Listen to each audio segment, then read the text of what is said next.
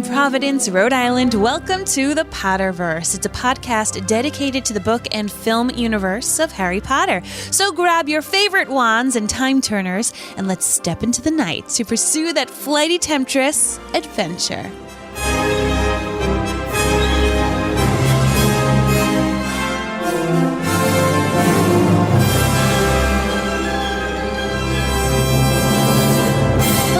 And welcome back. My name is Mary Larson. My name is Blake, and I don't know if I want the burden of a time turner. No. Like, there are times when I absolutely want it. You know, like there are moments when I say, you know what, could have done that better. Should have done that better.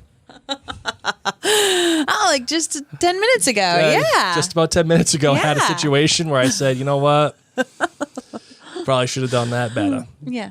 Mary okay. needed some help because of her knee. Yeah. And Blake, I said I would help.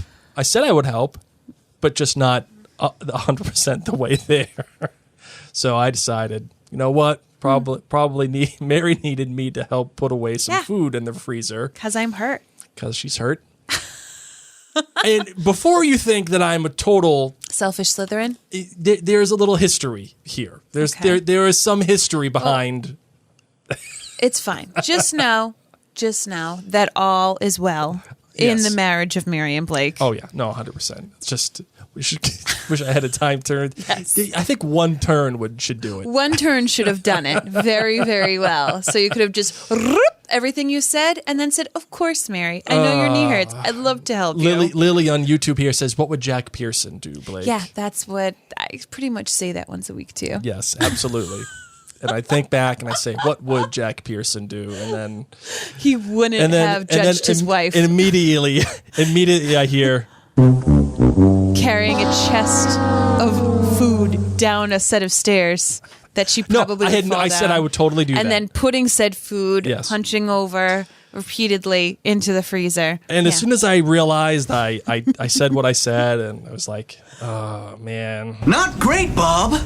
I knew I just stepped right in. You know, but see, that I feel like would have been a simple use of a time turner. We think about the time turner in regards to Wizarding Wars and death and all this different stuff that it could have been used, and our minds just continue to be boggled. So I have a bunch of questions about this. Let's just first introduce this chapter for a hot absolutely. Let's do it. It's chapter 21, Hermione's Secret.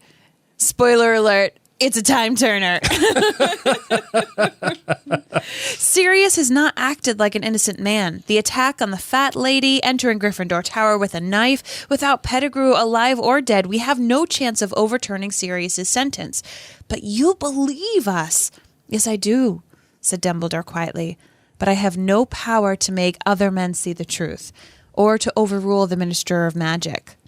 Harry stared up into the grave face and felt as though the ground beneath him were falling sharply away. He had grown used to the idea that Dumbledore could solve anything. He had expected Dumbledore to pull out some amazing solution out of the air, but no, their last hope was gone. What we need, said Dumbledore slowly, and his light blue eyes moved from Harry to Hermione, is more time. Excellent. And the funny thing is that Dumbledore does have a solution after all is said and done. Yeah. But there is that one moment, that one slight moment where Harry says, "Oh man." And also the truth that he can't change people's minds. He can't overrule the Ministry of Magic, the Minister of Magic. So there are some truths here that he is not able to do. But before we get into this episode and delve all into the craziness known as the Time Turner, we wanted to remind you that this episode, as well as all of our episodes of the Potterverse, are brought to you by our friends at jointhenerdclan.com. For any of you who've ever watched a show on PBS, you know how they say, like, this is supported by viewers like you? Yes. This podcast is supported by listeners like you. And those listeners are our friends at jointhenerdclan.com, where in addition to donating as little as $2 a month to keep this going and keep our other podcasts going, the people there, they get all sorts of perks. They get early access to our podcast. They get to vote on future podcasts. They get access to our book clubs where I'm covering the Bridgerton, the Duke and I. Blake is covering Voyager from Outlander. We have specialty podcasts that are only available for our patrons, all sorts of great things. Just knowing that you're making this happen. We're your mom and pop shop of podcasting. So thank you, friends, at jointhenerdclan.com. Let's get into the show. I solemnly swear that I'm up to no good.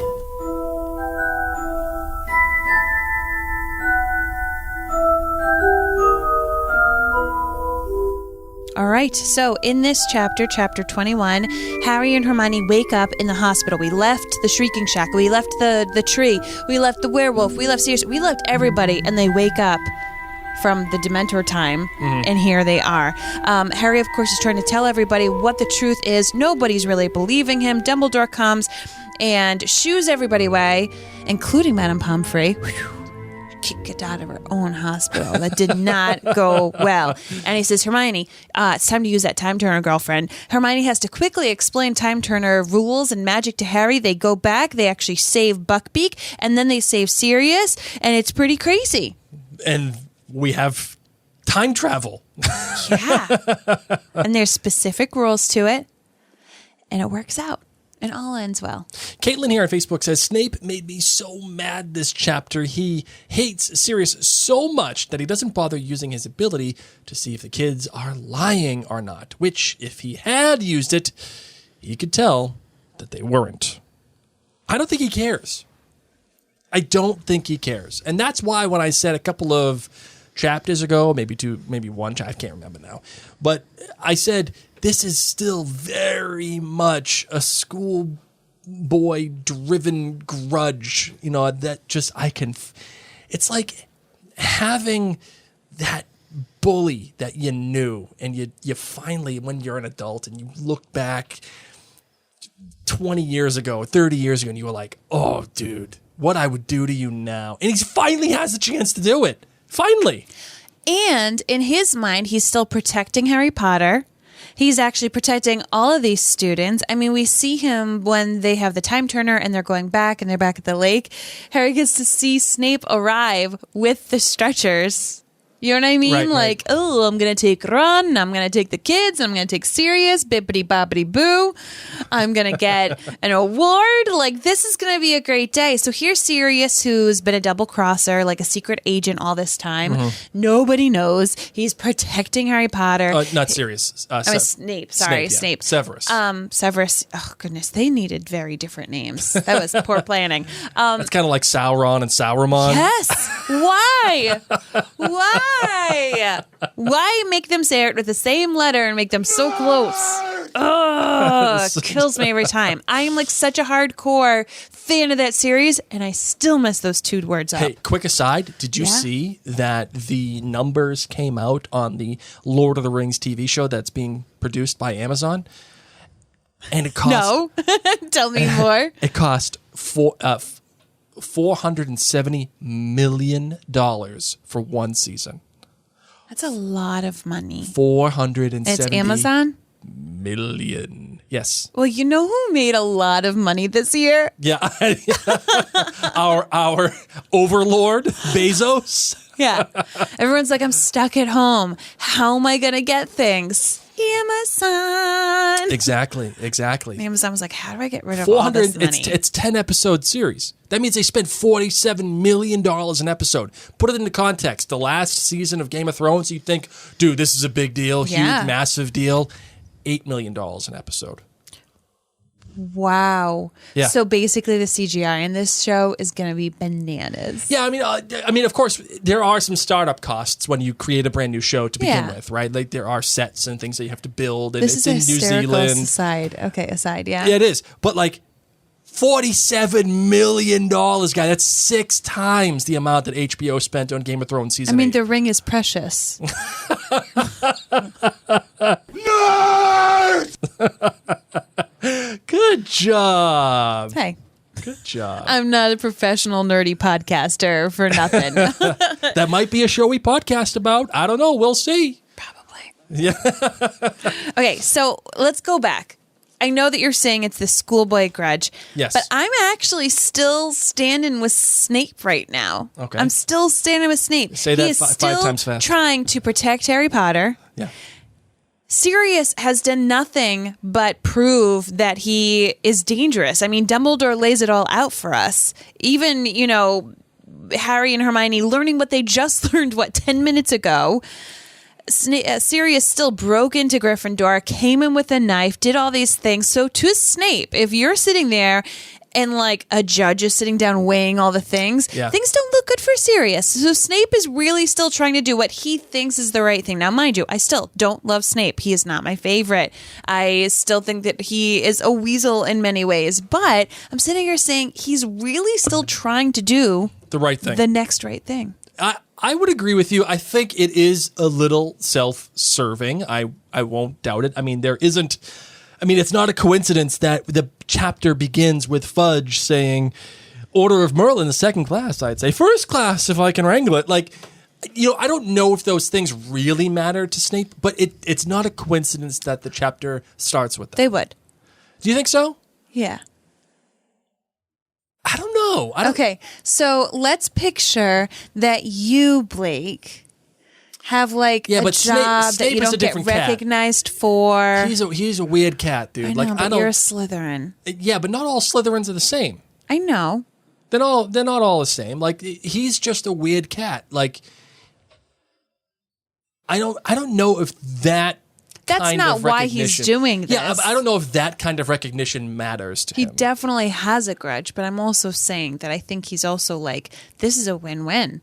I get rid of my school bully. I save the day for Harry Potter. I'm actually going to be recognized when nobody's recognized me for anything. I'm just like this eternal wallflower, nerd, picked on. Yes. And I'm going to be a hero. What? Yes, I would say so. Okay, so you ready? I like how Fudge does make room for Harry's exceptionalism here. He's like, well, we've all kind of got a blind spot when it comes to Potter. So I understand. Yeah, sure. He has broken some rules here, and I know they got away with a lot here before, but I think we should just chill out, Snape. What do you think about that? I like that we're seeing some ugliness from the Ministry of Magic already, yeah. And we have seen it so far in this book. Yes, but it's even more so. It's just going to keep getting layered. Harry's freaking out. Wakes up. Madame Pomfrey is like, Potter, it's all right. We've got Black. He's okay. She thinks that's why he's freaking out. Don't worry, he's going to be kissed by the Dementors any moment, Harry, and I'll be right back with the chocolate bunny that I saved from Easter. And he's freaking out, and he's yelling, you've got the wrong man. Hermione tunes in. And Snape says, I think the kids, minds have been scrambled. Oh, yeah, that they've had the Confundus charm. Yeah. Yeah, absolutely. He's able to piece this together because... Is that Snape covering for them? No, I really think Snape thinks the kids have had the Confundus charm. I really think he thinks he's doing the right thing. I think it's a win-win to him. I'm doing the right thing, and I get to get rid of Sirius Black. I knew all along he was a bad egg. This isn't I'm doing something malicious and wronging Sirius, even though he's done nothing wrong. No, he thinks you're the reason Lily is dead. Mm-hmm. You just, somehow Ron is all busted. I don't really care about Ron, but Ron's busted. Hermione and Harry are bonkers. You made them all nutty. It's like when Vernon's like... You finally made him nutty. You finally did it. So I think when I'm reading this, I think he thinks he's doing the right thing. I think he's obviously they've been confunded. This guy's a really strong wizard. Yeah. There's a werewolf out there. I've told Dumbledore we shouldn't be trusting him. Now he's turning into he just turned into a werewolf in front of these kids. Luckily I was there and saved everybody. You're welcome. You're welcome. And I like here, too, also, that when Snape is trying to appeal to Fudge's sense of justice, saying, listen, there's some stuff going on here. I think they were confunded, but you know what? I'm still a little pissed at Potter. And he's like, against all school rules, by the way. All school rules, after all the precautions put in place for his protection, out of bounds at night, consorting with a werewolf and a murderer. I have reason to believe he has been visiting Hogsmeade illegally too. When the laws of the magical society that the Minister of Magic is supposed to uphold don't work, he then finally appeals to the actual school rules. And notice, too, that he puts being with a werewolf ahead of being with a murderer. It shows you, I think, a little... Still, we're getting even Snape here has, even though he's been helping Lupin. Oh, he's got severe prejudice. We got some real prejudice here. There's still that subtext, like there's still that just little bit of nudge that throughout this book continues to exist. Whether it's from Hermione being like, "You're a werewolf," and then we have this here. It's still just that little undercurrent throughout this whole process. One of the things that I also enjoyed is when Hermione's like, "Oh, Professor, all of the stuff that was the truth happened when you were knocked out." And he's like, "Hold your tongue. Yeah, Don't say that in front of my important friends." I wasn't knocked out. Don't tell them that. No, that was you. You were knocked out, loser. Not me. Hey, Snape, what's that bruise? Don't worry about it, okay? I didn't get hit on the way down every step. Now, Dumbledore puts his employees in their place in this chapter. Yeah. So Madame Pomfrey, she's freaking out. She's got these kids all doing all sorts of things, trying to give them chocolate, trying to take care of them. There's a werewolf. She needs to check on Ron. His leg's all busted. And before we continue, Madame Pomfrey now came walking briskly up the dark ward to Harry's bed. He turned to look at her. She was carrying the largest block of chocolate he had ever seen in his life. It looked like a small boulder. You're awake, she said briskly. She placed the chocolate on Harry's bedside table and began breaking it apart with a small hammer. It's like, what is she, a mason? She got like this block of granite and she's just hacking away at the thing. Straight from Oak Island to Hogwarts. Yes. I know, right? I love it. Oh my gosh. All I could think of during this time was Lost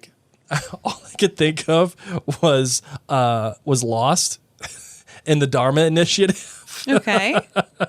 and I say that because I feel like she had a big block of Dharma Initiative chocolate. Oh, yes. And she's just unwraps it. Like a Sam's Club version of chocolate. Okay, that she got down from the kitchen. She was like, "Dobby, I need you to hook me up with chocolate." We have to go back, Kate. Sorry, I had to play that. Okay, Madame Pomfrey. How big? I don't know. Big. Harry Potter's been knocked out by 100 Dementors. Harry Potter! Right. Dobby goes and finds the giantest, the biggest piece of chocolate ever. Comes out with it. I've got it for you. Save Harry.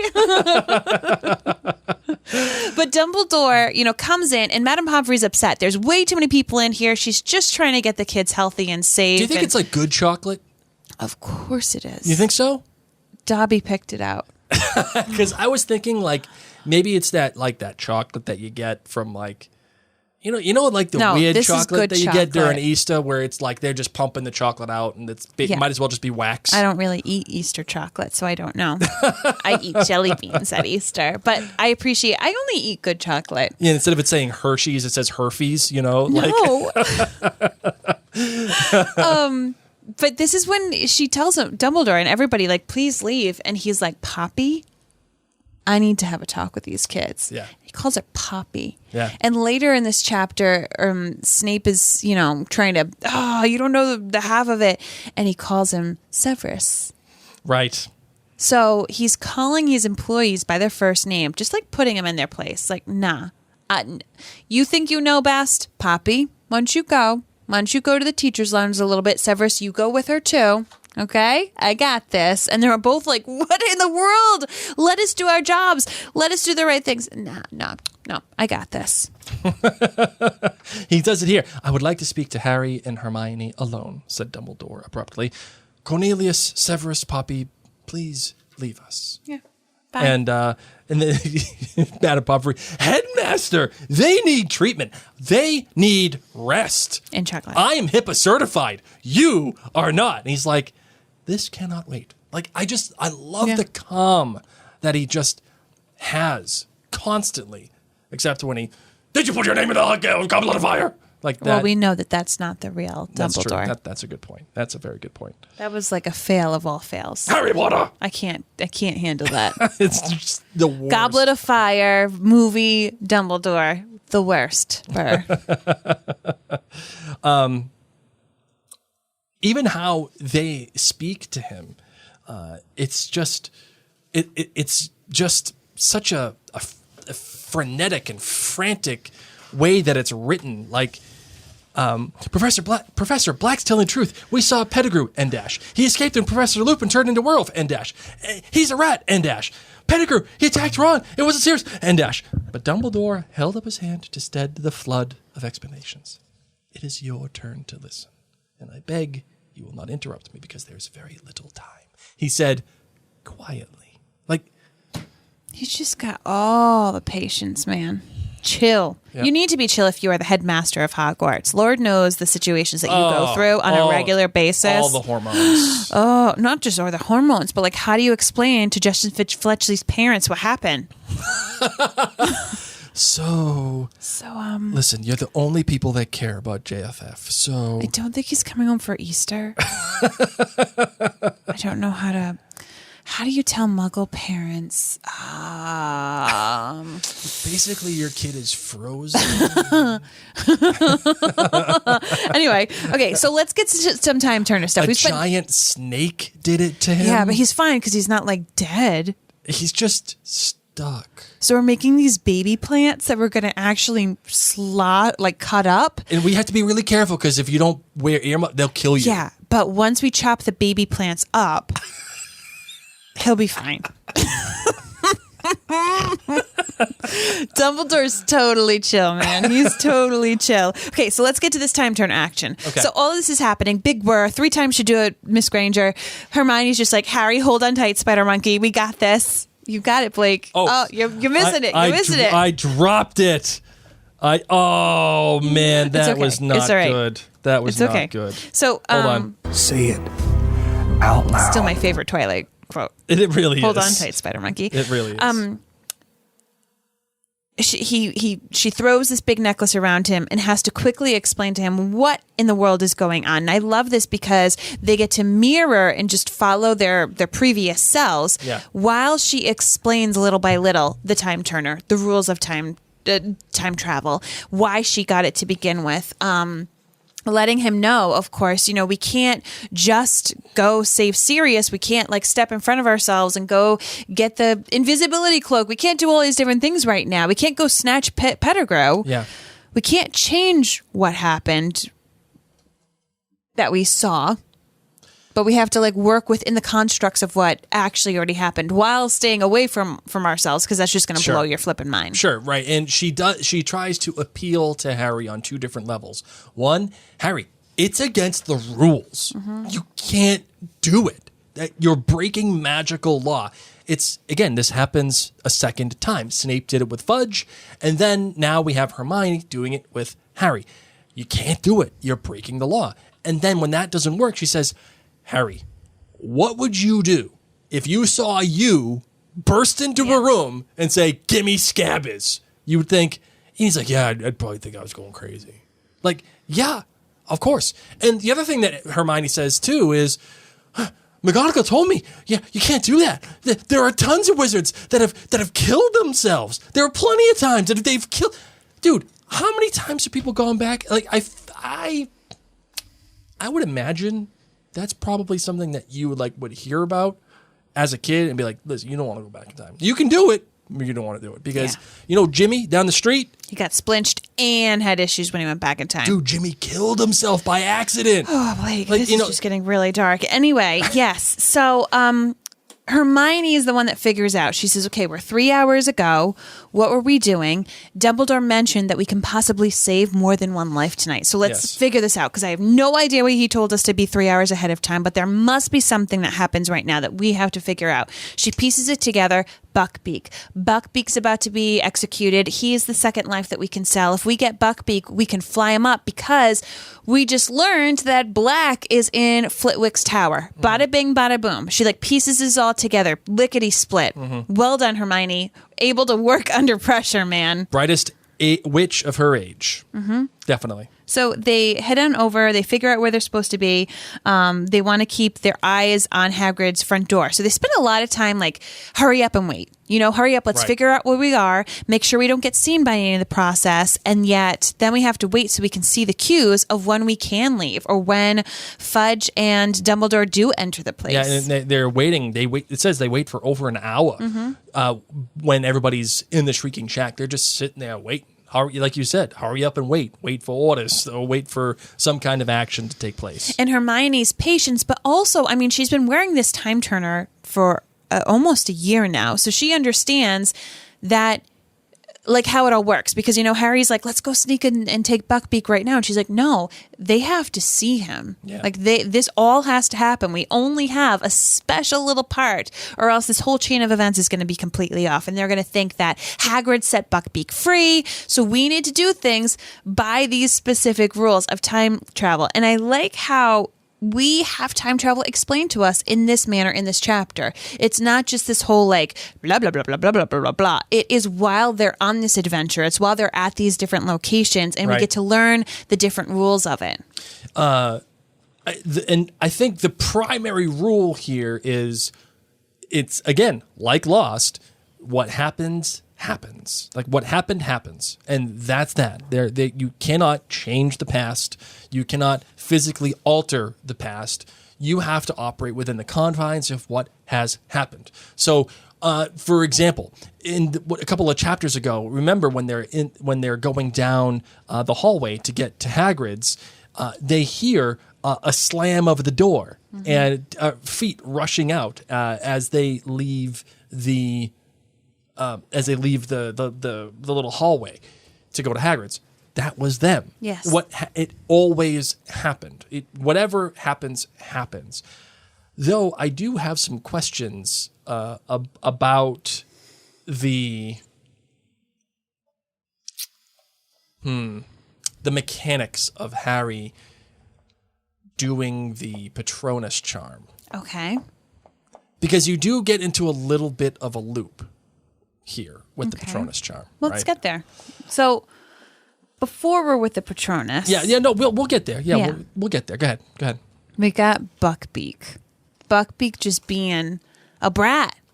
They're trying so hard to get Buckbeak out of the way. It takes a bit of time, and finally they get him out. Get her.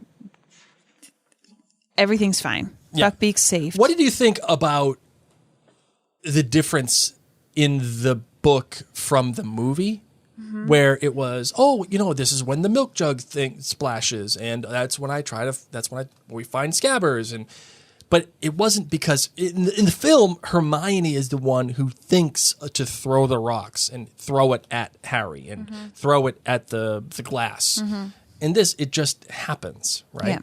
Yeah. And even later on, Hermione is the one who convinces Buckbeak to get moving, because she has the dead rats that Hagrid uses earlier on in the film when they have the class, right? Do you like the fact that in the film things are a little bit different, that Hermione plays a more active role? I wouldn't say I like one over the other. I think it works well in both. Yeah, no, I get it.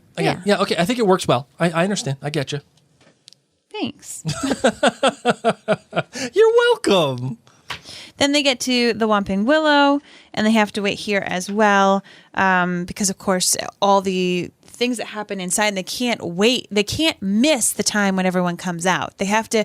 It's not like they were looking at their watches when they came out of the Shrieking Shack and out of the Whomping Willow. So they have to wait carefully to see what's going on. I love when Harry says, "This is the weirdest thing we've ever done." Like, and coming from him, the man who has been in the Chamber of Secrets and killed a teacher and done a whole litany of things, this is that should tell you like volumes about what's happening right now in this chapter. And the fact that they can, Mary, as you said, explain the method of time travel, like the author explains the method of time travel and the mechanics of it the way that she does. Yeah.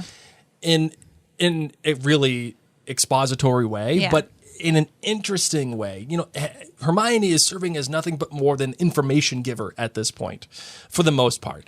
But you can see things from afar. There isn't this all-knowing narrator like that does come in and out of the book, where it like validates Harry's thoughts, like Harry thought he was crazy, but we all know, but he knew he wasn't, or something like along those lines. Or people thought Harry was crazy, but he knew he wasn't. It's telling you the truth. In this chapter, everything's coming straight from Harry's perspective. There's no one saying, "Oh, you're right, Harry," or "You're wrong, Harry." Especially when we get the idea that Harry passes out in the previous chapter and he thinks he sees his dad. There's no one there to tell you, yes, he saw his dad. He saw this, or he did not see it. I like that it just comes all straight from Harry's perspective. So speaking about that, while Harry and Hermione are waiting at the Whomping Willow, this is when Hermione asks, like, how did you get passed out and nothing else happened? And he starts to explain that a real Patronus was there, and did you see who it was? No, I didn't see it. Who do you think it was? And he tells her, I think it was my dad. But your dad's dead, I know. But do you think he saw his ghost? No, he looked solid. Maybe I'm seeing things, but it looked like him. I've got photos of him, and how extraordinary that is where Harry's mind went. You know what I mean? It's like... Right. I guess that's my dad. That's the only thing that I could think that it was. And it's also what he wanted it to be. He wanted his dad to go out and save him. He had his dad on his mind this entire time as he's meeting with his oldest friends and learning about how he and his father and his mother had been betrayed.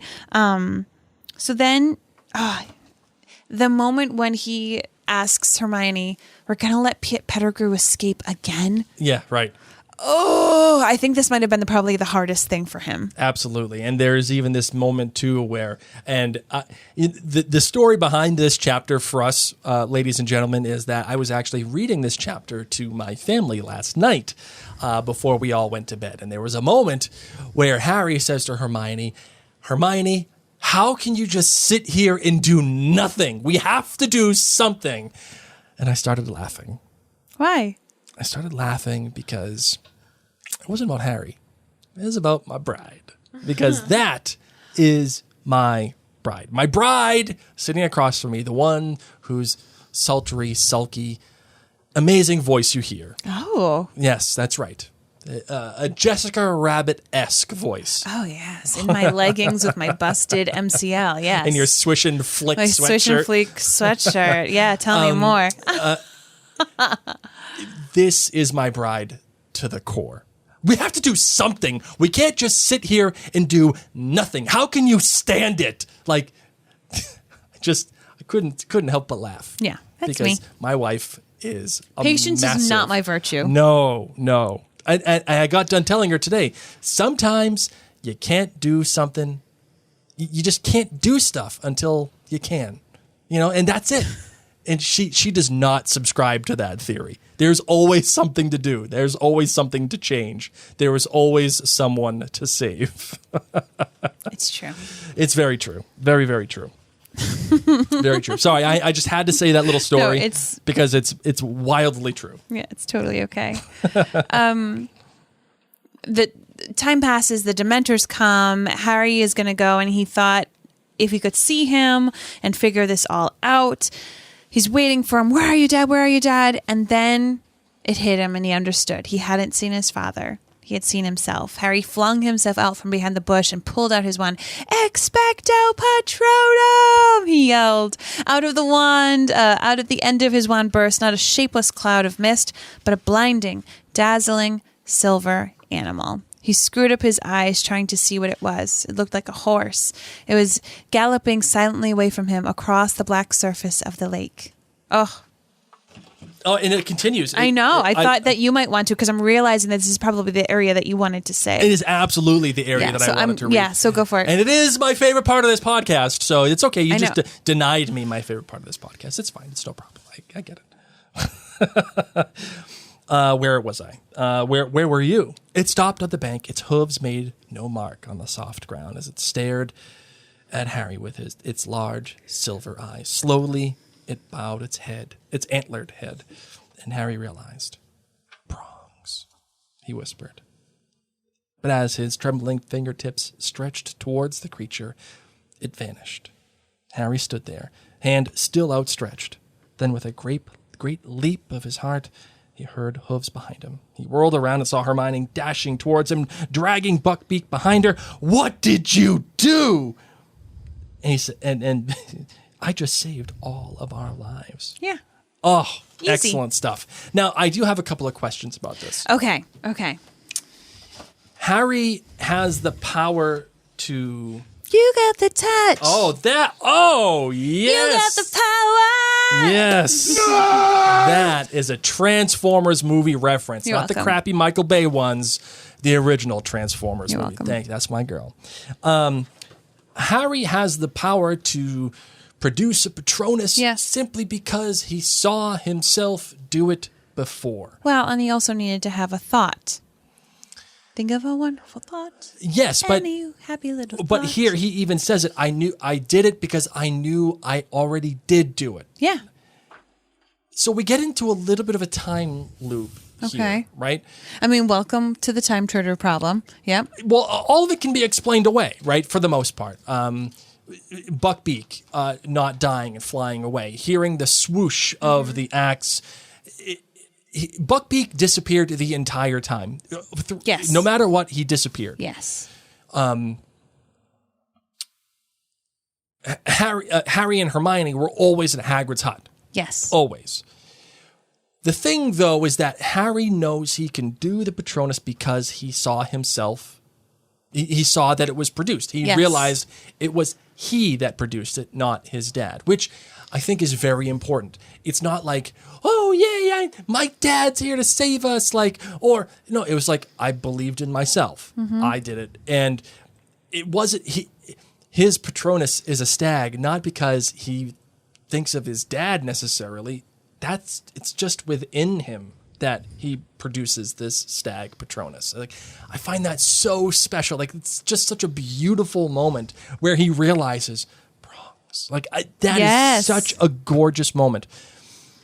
But, okay, we get into the loop because Harry is on the beach. He's trying to produce the Patronus. He can't do it.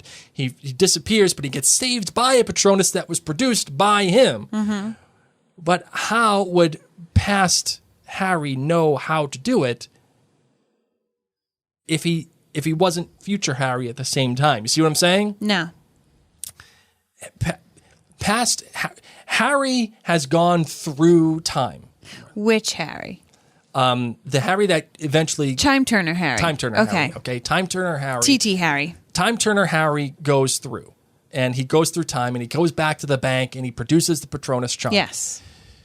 But how could he produce the Patronus charm initially? Where's the starting point? Are you asking how does he know how to do it? He knows how to do the spell. Yeah, but he can't produce one yet. He knows how to do it, but he can't forcefully produce one yet. Well, he didn't believe in himself fully, and he wasn't thinking of the right thing. So, yeah, a bunch of people are saying he knew the spell, he just needed the sufficient oomph. Yeah. I agree. But the issue is See, it's hard. It's hard to describe. It's hard to. Then let's move on for a little bit. All right, fair enough. I understand. I've got no problem having time turner conversations, but I don't think you know what you want to say. Is No, that I right? do. I do know what I want to say. It's hard to verbalize it because at some point Harry has to produce the Patronus charm. I understand that he's motivated to do it because he sees it happens. Like, oh my God, I knew I could do it because it happened. But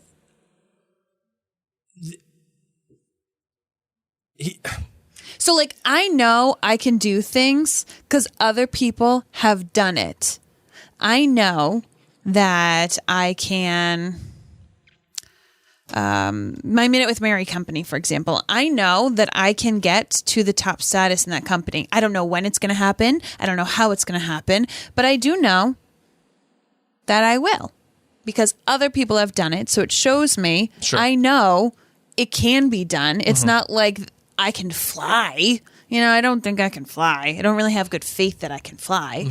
But by Time Turner Harry knows he can do it because he saw it. So it's almost like he saw someone else do it.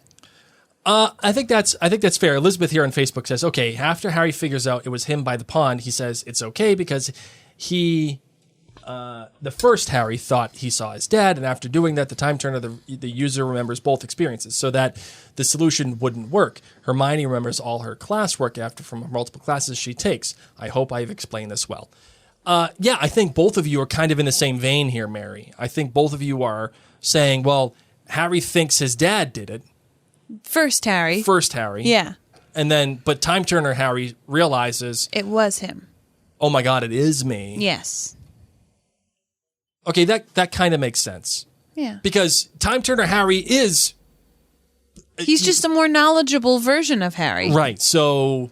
All right, I guess I can reason that out in my brain. Okay. I can reason that out. Like, no one is coming. Like, I remember in the movie, Hermione is the one that's saying, no one's coming, Harry. Yeah. And Harry realizes, I have to do something. Yes. And I think I like that version better. Book version? No, movie version. Okay. Better.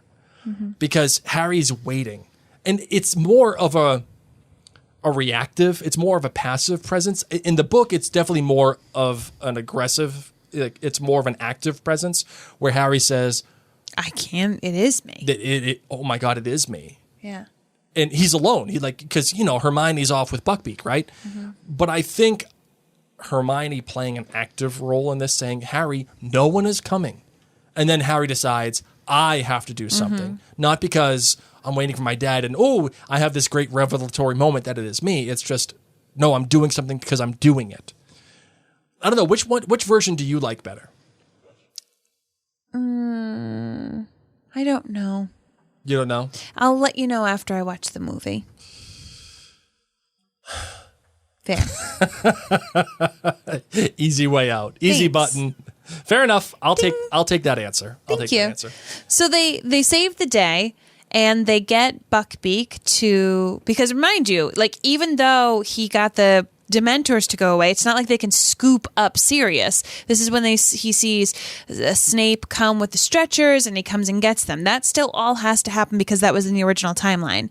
But they are able to get Buckbeak, fly up to Flitwick, explain a little bit to Sirius, and then Sirius flies off into the sunset. I don't know if it's a really sunset, but in my mind it's a sunset. Well, I think in the movie it's a sunset. So I'll take that. Sure, why not? It's the moon. Is it the moon? Yes. Sure, okay, whatever. Stats are for nerds. Well, it is nighttime because it had to be the that's moon true. Good because point, of Lupin. Do you like that You are truly your father's son, Harry. Oh. Just bring on the Charmin so I can cry my tears inside of it. Because they're too cheap to buy real tissues. Oh. Do you like that the goodbye with Sirius is so quick? It is so, Yes. like... We don't have time for all this mushy-gushy emotions right now, okay? Right. You got to get him out of here. And Harry and Hermione are pushing him out. Go, go, go. Like, limited time, buddy. Yeah. I like it, too. I like it because it feels... as though remember, we are in Harry's very steadfast perspective in this entire chapter. Like there's nothing else here. And I think it's fitting for us as readers because Harry is losing Sirius very quickly. Mm-hmm. And I think we too are losing Sirius very quickly as readers. And I think it makes sense for his such hastily done departure. Like, we need to go. We need to go now. Let's do it. Yeah. Oh, man. When I was reading the stag portion, like all of everything is coming together in this chapter.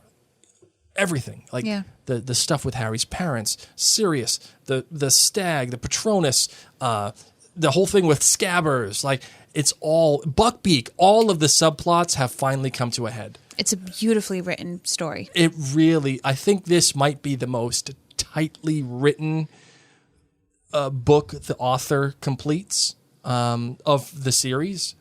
Everything is purposeful. Everything is tightly wound up, and it's not like it's a nice, neat little bow. It's because there are things that are left open. This whole thing with Sirius is left open. Like there's no real resolution other than the fact that he's alive. He is. Well, at this point, it's going to be a multi-book series, so we don't need every single plot point tied up with a bow. But in this instance of the issues that we had in this book, it is figured out. Mm-hmm. So obviously the book isn't done yet, though. We still have a little bit more to go. Yes. But I think that does it for our chapter recap. Yes. All right. Ready for the different perspective? Yes. Let's do it. Holy cricket! You're Harry Potter! I'm Hermione Granger. And you are? Albus Dumbledore. Albus! Yeah. Did you go to the Kelly, concert lately? Go see her at all lately? Sometimes. I don't tell people this, but I actually have my own time turner. Oh, really? Yeah. Is that why you knew how many hours, Yeah. I use it all the time. I mean, nobody knows this. Okay. I go to every single one of Kelly Clarkson's concerts. Oh, time turner, what? It's amazing. And because I spend so much time turning, I know how it works, and I need to see how far I can push Harry Potter. What do you mean? I could have fixed tonight. You could have done it. I could have bippity boppity booed it. We all know. Yeah, you knew. Like I had to give that line like, oh, I can't change people's minds. Yeah, Listen, right. Man. Get out of here. Imperio. Like sure, guy. Yeah, you can't fix it. Okay. Most powerful wizard on the planet. Yeah. You can't fix it. I could take care of this in a snap. Probably with literally a snap. I could have done it. Yep. You could have Thanos'd that. Seriously. But I need to see Potter. I need to try things out and see what happens. Sure. If it didn't work out, time turner. Hey, easy button. Oh, so I just need to see how far I can push him. Yeah, I've got some things in store for him, and I kind of feel like you knew what was going to happen the entire time, Albus. Like I got the sense. I get a small sense that you knew when you were stalling, a little bit. You're making sure that. Listen, man, I could have also gotten Peter Pettigrew. Mm-hmm. He kind of has a purpose in my plan. Yeah, I feel you. So between me and you, just us girls, man. Yep, I got you. I'm just straight chilling. Got some Kelly. I'm playing the long game. Like, you know how people hate playing Monopoly or Risk? Yes. That's my jam. You're a big Risk guy. That's what I'm doing right now. I'm just lining up my armies while I'm listening to Kelly, eating a little cake. What cake you eating today? It should have been chocolate, but for some reason they're all out.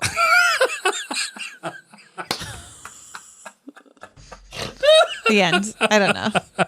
Good job.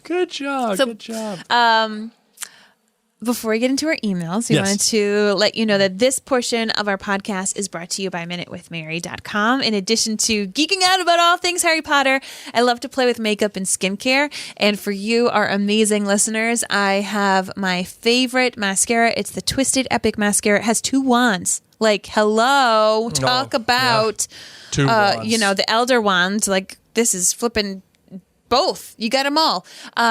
You can get it at a discount. MinuteWithMary.com/discount. I'll give you 15% off my favorite mascara. All right, we got some emails. You ready for them? Sure am. Let's do it.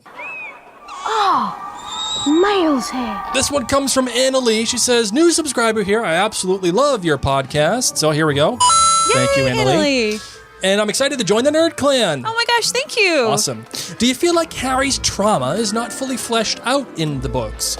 Psychologically speaking, a child that is not given love and affection, especially physically at a young age like Harry, has serious negligence and trauma issues, yet he seems to be able to function pretty normally as long as no Dementors are around.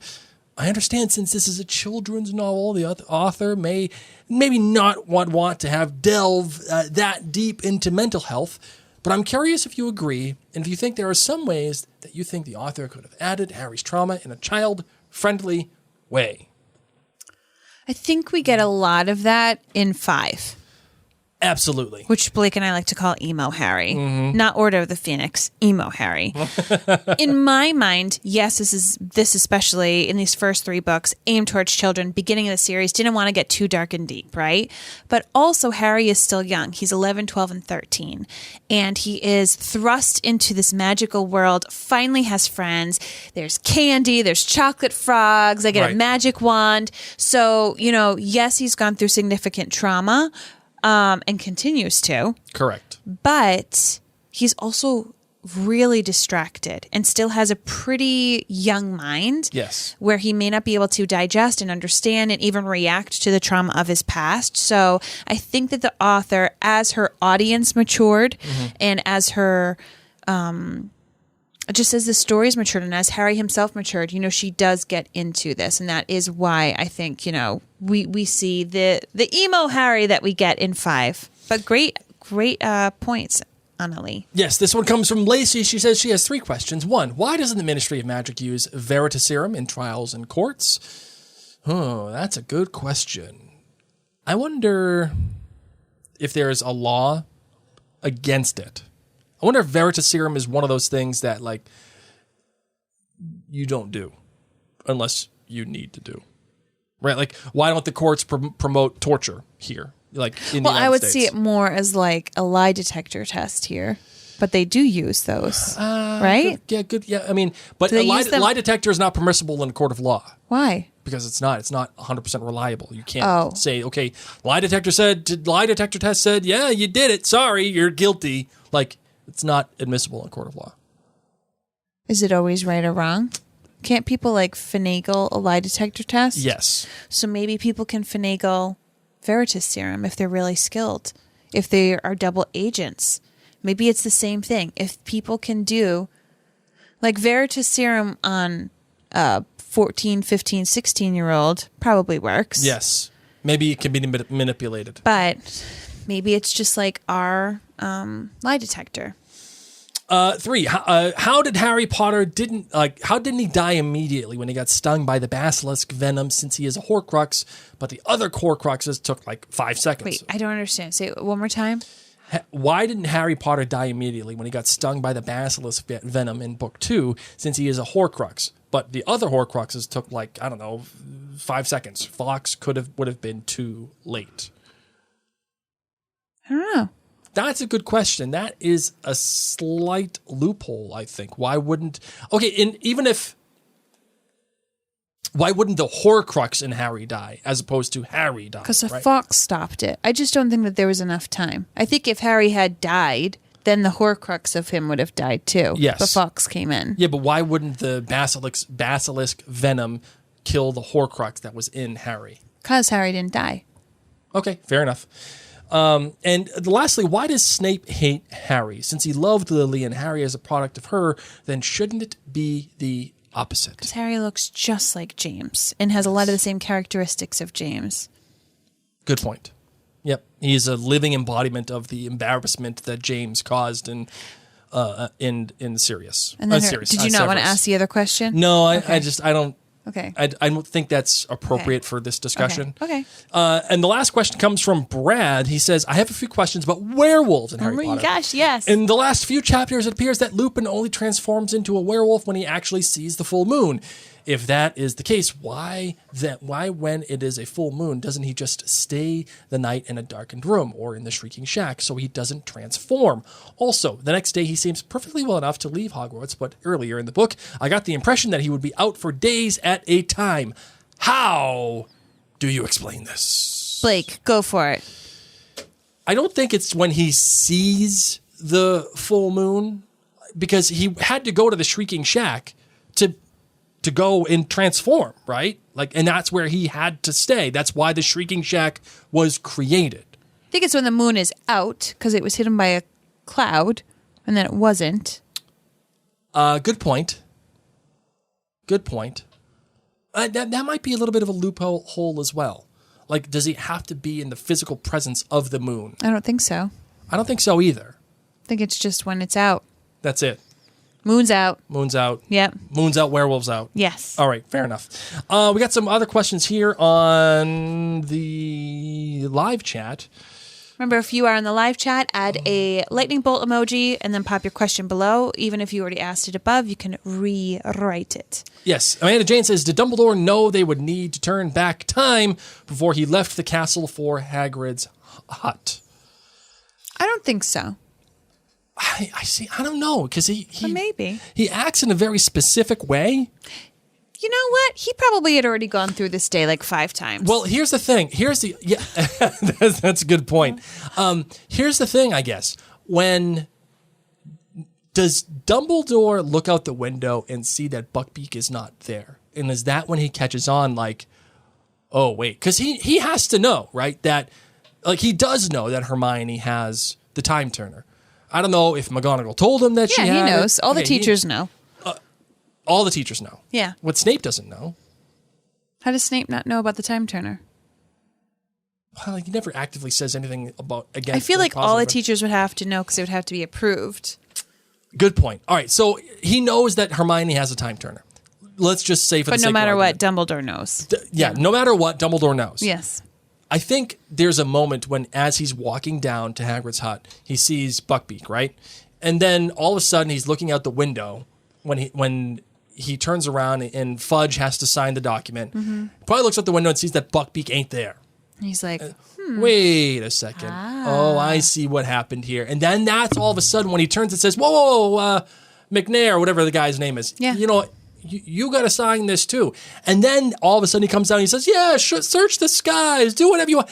I could go for some tea. How would a large brandy for all of us? Would you, Hagrid? okay, I like this. I think he sees it, and that's when he catches on. Yes. And that's why he's so calm about the whole thing, because he knows that it's already happened. Perfect. And it Love has to happen by a specific time, which is why he says everybody 3 hours. out. Everybody out. Oh, yeah, but then he also knows 3 hours should do it, or 3 spins should do it. Yes. Okay. And I was thinking, okay, why aren't time turners used throughout history? Why couldn't someone from the Order of the Phoenix use a time turner to go back and stop Voldemort, right?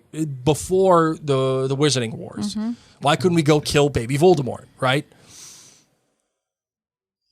I was reading about it, and I don't know if this is a post-fix from the author, but she says it's only safe to go back about 5 hours in the wizard world. You can't go much further than that, because if you do, you start causing time fluxes and bodily harm to yourself. And she says it's not safe to go much more than 5 hours.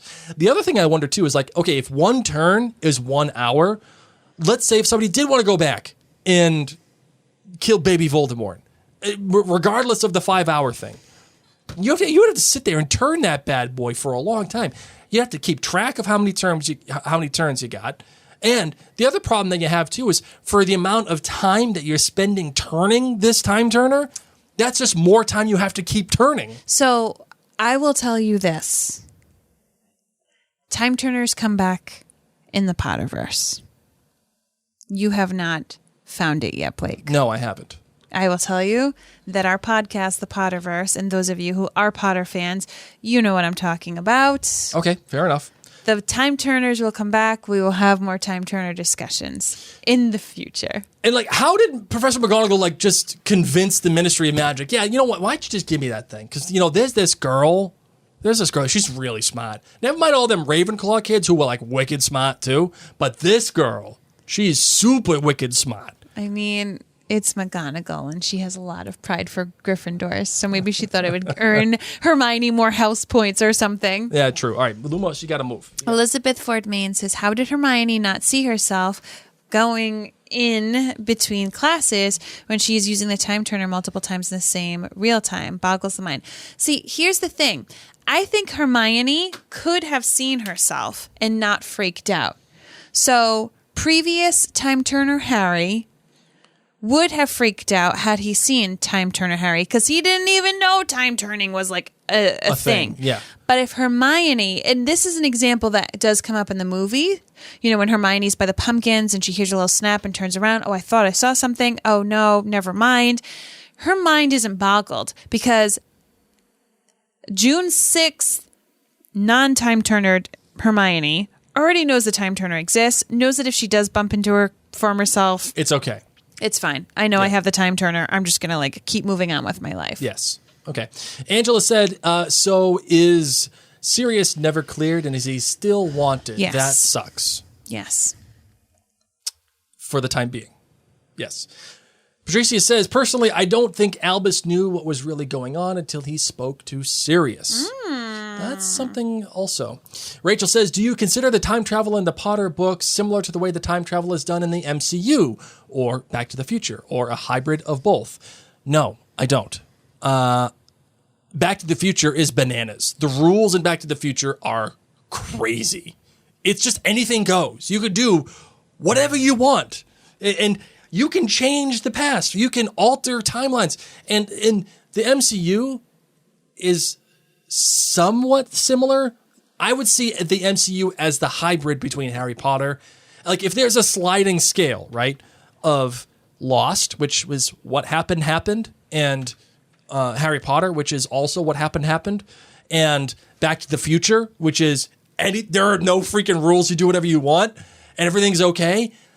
The MCU is kind of halving it.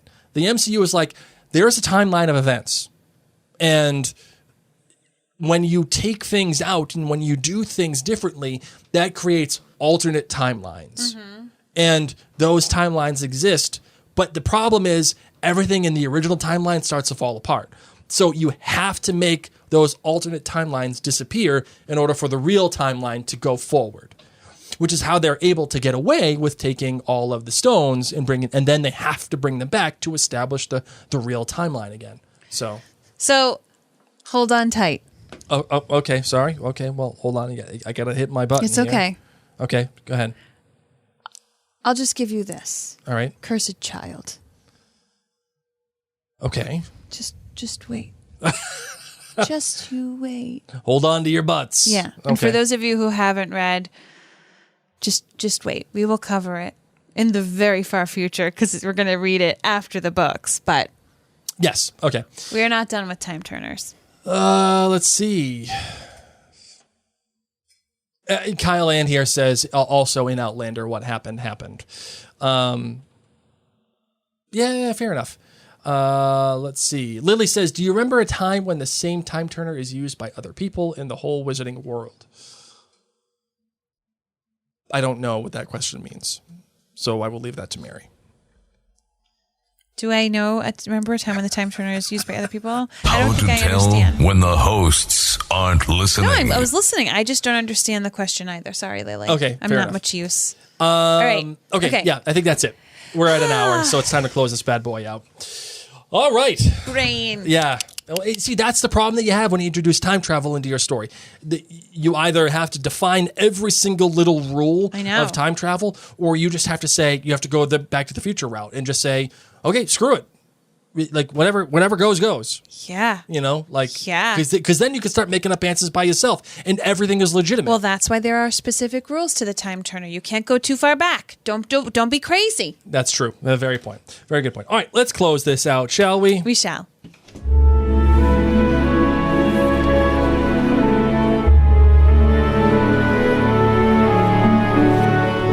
Friends, we are wrapping up this story so soon. So soon. We've got one chapter. That's it. Yeah, we got one more chapter left. And then we're done. And then we will watch the movie. Yes. We will have a live commentary, like we record ourselves watching the movie audio-wise. And that is only available to our friends at jointhenerdclan.com. Correct. And then we will do a live podcast discussion about the movie. And then we move on to Goblet of Fire. Oh, man. I have not read that book yet. You're going to enjoy it. I don't know. Just know that it's hanging at Hogwarts. That's what they need to call the Goblet of Fire. Nothing out really at happens, Hogwarts. but we're hanging at Hogwarts. Okay. So much love to you all. Thank you, all of our friends at jointhenerdclan.com, for once again making all this possible. My name's Mary. My name is Blake. Mischief managed.